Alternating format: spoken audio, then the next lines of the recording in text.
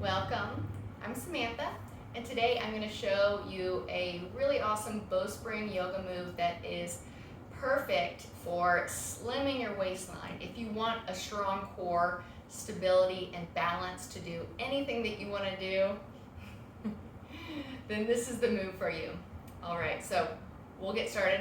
It's called Supine Bow, and then we're going to move into something called Buoy pose. So it's really floating. Before I knew that it was called Buoy, I named it Floating Freedom. So it is super cool. Steve, are you gonna help me? All right, here we go. Oh, I'm sorry, buddy. You could be in the video. See over there. We'll see if this works. All right, so this whole pose is done on the back, so and it is quite different from what we used to think would strengthen the core, which is doing a bunch of sit-ups and crunches and shortening the front belly. What we're going to do now is strengthen the core all the way around, so not just the superficial muscles and the front of the belly. We're strengthening all the way around, and we're creating that Chinese finger trap waist. It gets narrower and stronger in the middle. All right, so we'll come to our side and then roll into our back.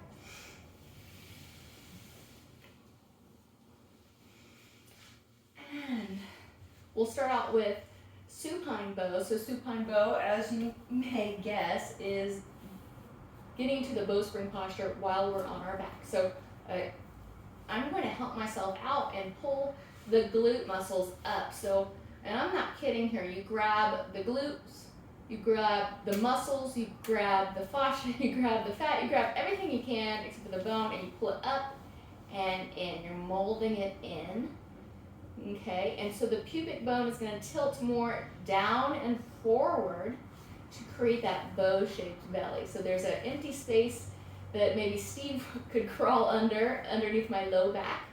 And my paws, or my forefoot, is connected to the floor. I'm energetically pulling my heels back, and I'm also trying to narrow my feet. So I'm squeezing them narrow. If you know anything about the foot taco, that's what I'm doing here. So I'll show you what I'm doing. I'm trying to narrow my foot to round the upper part of my foot. And the reason why I'm doing this is because it's going to enable me to engage my posterior chain, so the back side of my body, my legs, my hamstrings, and you can check to see if your hamstrings are working right now.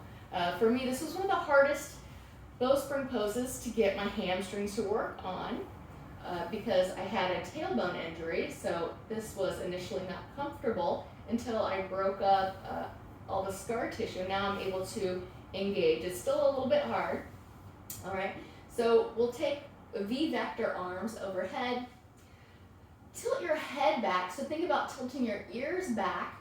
And actually, before we take V-vector arms, let's take our hand under our neck and mold the fascia up and in. So you're creating a concavity in the back of the neck. So it's carved, it's lifted up like a rainbow, and then there's a mounding of the front of the throat. The front throat gets long. So ears tilted back, behind the neck is long but lifted, and you're pressuring the back of your skull into the earth. That's really important for the core. This is, who would have thought, using your head is going to help you engage your core. All right, but it really, really does. So use your head here. Use your head. Okay, now curl your fingers and squeeze your palms, seed hands, and you could act like you're holding onto ropes here. You can act like you're pushing into something, but whatever you're doing, engage your arms a little bit, and then that lets you really inflate your rib cage. So radiant heart just lifts, it gets bigger. Use your breath. Supine bow, all right? Seems pretty easy, right? So there's a couple things that we can do to refine the supine bow to make our radiant heart bigger. So we'll make X arms here. I'm crossing straight arms at the forearms. So look at your arms, make sure that they're straight, not hyperextended or locked. and ice pick your wrist at the outer wrist hollows. And I'm going to roll on my upper ribs. So I'm creating a more rounded area there. I'm trying to fill in and see if I can get my radiant heart bigger. Careful in this position that you don't pull your shoulders so far forward that you collapse your front heart. So we're getting big in the back, and we're still being mindful of a lateral expansion. All right, my feet are still doing their work. Oh, I feel my calves. That's unusual. My calves are pretty hidden in layers of fascia, so that's a good feeling. That's new. Okay, and now I'm going to cross it on the other one is on top. And this, might look easy, but if you've got it going on, you're really working here. So I've crossed the other arm on top. I'm going to take my head and lift it off the floor. So I'm going out of the bowspring for a little bit, and the function of that is I'm going to fill up my low ribs. So lift your chin here. You can still keep your front throat long, and roll on your lower ribs. And breathe wide into them while you do. This was really hard for me in the beginning to keep that hollow between your low back and roll on the lower ribs. Keep practicing. Keep breathing and keep filling up your rib cage. All right, that's enough of that. I'm gonna reconnect the head to the floor. If you've got a ponytail or a bun, you just simply cannot have it right there. That's why I wore my head down for this, because you really need that anchoring. And when you anchor the back of your head, you engage the back of your neck, which there's very few ways that we get to engage the back of our neck in this life, where the back of our neck is usually going forward. The muscles are lax and long, so we are going to pressure the head into the floor, keep the jaw open, relaxed, and the throat long. So open up your throat chakra. Okay, take a V-vector arm and find that engagement here, like you're holding onto ropes.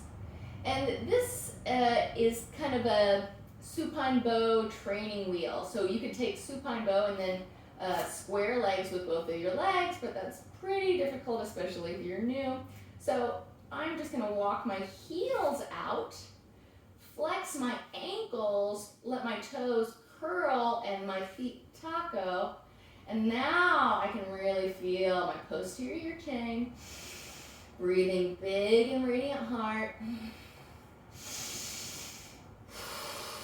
So that's a training wheel. That's step one. If you want to take it up a notch, take one leg up into the air and pretend like you're pushing the heel into something to make a muscle with the back of your leg and your glute. It's pretty hard to do, and we don't want to be overstressing the hip flexors. So how do you do that? You engage more the back of the leg. You flex the ankle and taco the foot. Woo, that's hard. Good, and I'm gonna do the other one, so I might not be able to talk for a second. So here we go, other foot's going up. Power breathe.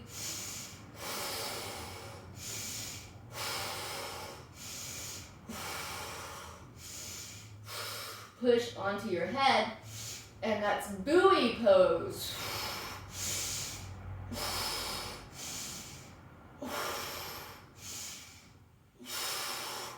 And then I'm going to touch down. Whoa, whoa baby, whoa baby. That is hard stuff. So some tips here. Be mindful that you don't pull your knees into your body, because you're going to be, it's harder to engage the backs of the legs when the angle of the knee is less than 90 degrees. So 90 degrees or more. If you want to go deeper in the core, you can stretch the legs to wave legs, which is whoa, whoa. Holy Lord, holy Lord.